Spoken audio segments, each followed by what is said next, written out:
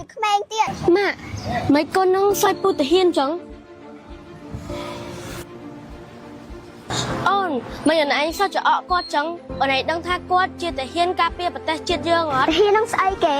ពាក្យថាតាហ៊ានគឺជាវរៈកងទ័ពដែលបូជាឈាមស្រស់សាច់ស្រស់ដើម្បីការពារសន្តិភាពជាតិយើងហើយបើប្រទេសជាតិយើងមានសន្តិភាពយើងក៏ពិបាករស់នៅដែរហើយយើងក៏បានទៅរៀនដេកសប្តាហ៍ថ្ងៃអញ្ចឹងដែរអញ្ចឹងពួកយើងត្រូវតែដឹងគុណគាត់អត់មានត្រូវសោះចំអកគាត់អញ្ចឹងទេហើយមិនបានកូនឯងដឹងរឿងច្រើនម៉េចកូននឹកដឹងច្រើនទៀតម៉ាក់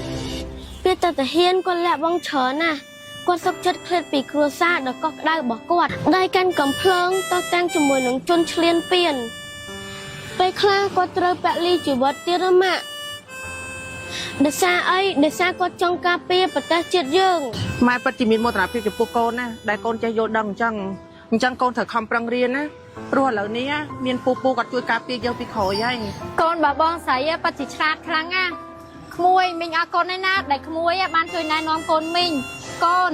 បងស្រីណែនាំកូនមិញសិតតែត្រូវទាំងអស់អញ្ចឹងកូនត្រូវតែគោរពនិងឲ្យតម្លៃពួកគាត់ណាកូនឯងត្រូវចាំ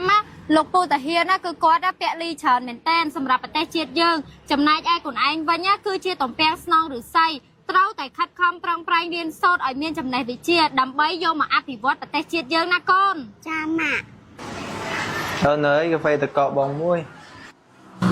បាទបងបាទ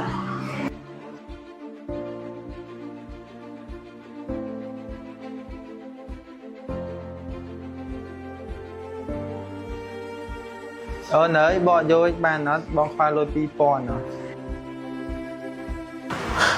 បាទបងបងឯងមានគេចេញលុយឲ្យហើយបងចេញលុយឲ្យហើយ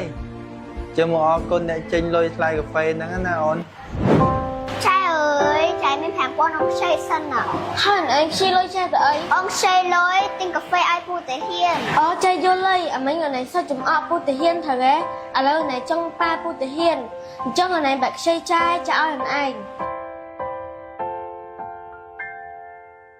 អរគុណច្រើនណាស់ចៃ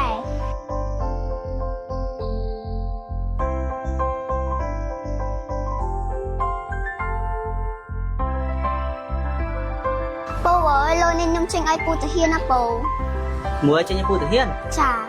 ពូដែលប្រកាសដៃហ្នឹងមែនចាហ្នឹងហើយចាំពូចេញឲ្យអរគុណច្រើនណាស់ពូទៀតទៀតពូ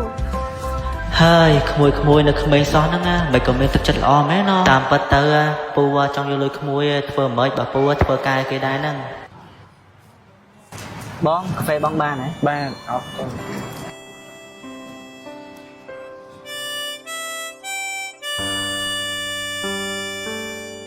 ពួកយើងត្រូវចងចាំទុកនៅការលះបង់របស់វីរៈកងទ័ពកម្ពុជាយើងដែលគាត់បានពលីកម្មដើម្បីការពារបូរណភាពទឹកដីនិងដែនអធិបតេយ្យរបស់កម្ពុជាអញ្ចឹងបងប្អូនទាំងអស់គ្នាកុំភ្លេចគោរពឲ្យតម្លៃពួកគាត់ផងណាចាប់ពីពេលនេះតទៅខ្ញុំនឹងផ្ដាំតកូនតចៅពេលដែលបានឃើញពូតាហ៊ានត្រូវគោរពឲ្យតម្លៃនិងដឹងគុណជានិច្ច